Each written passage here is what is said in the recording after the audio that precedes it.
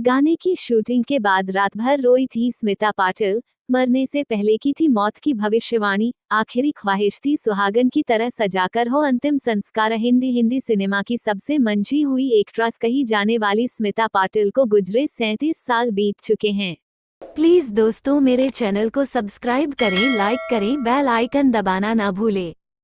स्मिता अगर आज होती तो अपना 68वां जन्मदिन मना रही होती, लेकिन अफसोस की बात यह है कि 1986 में बेटे प्रतीक बब्बर को जन्म देने के ठीक 15 दिनों बाद डिलीवरी कॉम्प्लिकेशन से उनकी मौत हो गई, वो भी महज 31 साल की उम्र में।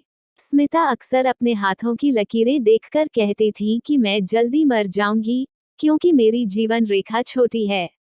यही कारण था कि उन्होंने अपनी आखिरी ख्वाहिश सबको बता रखी थी।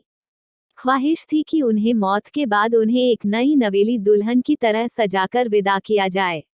17 अक्टूबर 1955 को आज से ठीक 68 साल पहले स्मिता पाटिल का जन्म पुणे, महाराष्ट्र में हुआ।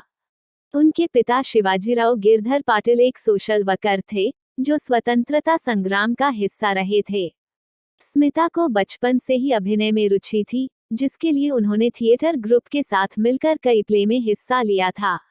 उनका ज्यादातर समय film and television institute of India में बीतता था। जब उनके पिता कैबिनेट मिनिस्टर के लिए चुनाव में उतरे तो स्मिता का पूरा परिवार पुणे से बॉम्बे अब मुंबई शिफ्ट हो गया। यूनिवर्सिटी ऑफ मुंबई से लिटरेचर की पढ़ाई करने के बाद स्मिता पाटिल ने दूरदर्शन में बतौर न्यूज रीडर काम करना शुरू कर दिया। सांवली रंगत, घने बाल और बड़ी बड़ी आंखों वाली स्मिता बेहद सुंदर थी, तो उन्हें एफटीआई की फिल्म तीव्र मध्यम में एक छोटी सी भूमिका मिल गई। उस फिल्म की बदौलत उस जमाने के मशहूर फिल्ममेकर श्याम बेनेगल ने उन्हें बच्चों की फिल्म चंद्रदास चोर में काम करने का मौका दिया।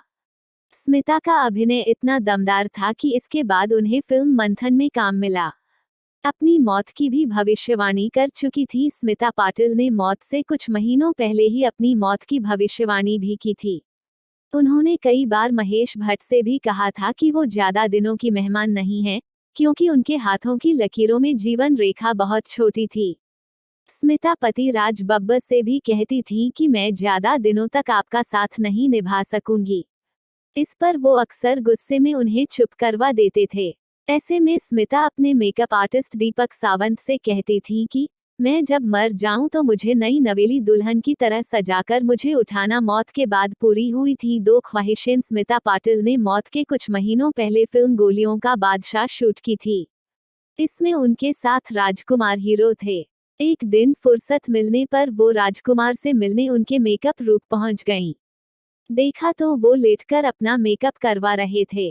स्मिता हैरान रह गईं, क्योंकि उन्होंने ऐसा पहले कभी नहीं देखा था। वो तुरंत अपने मेकअप रूम में गईं और मेकअप आर्टिस्ट दीपक सावंत से कहा, मुझे भी लेटकर ही मेकअप करवाना है। दीपक ने उन्हें समझाया, लेटकर मेकअप करवाना आसान नहीं है।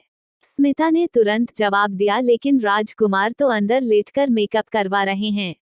दीपक ने फिर समझाते हुए कहा, राजकुमार की बात अलग है, वो जो चाहते हैं वही करते हैं, वो जिद्दी हैं और उनकी नकल करना ठीक नहीं है। आप ये जिद छोड़िए और बैठकर मेकअप करवाइए।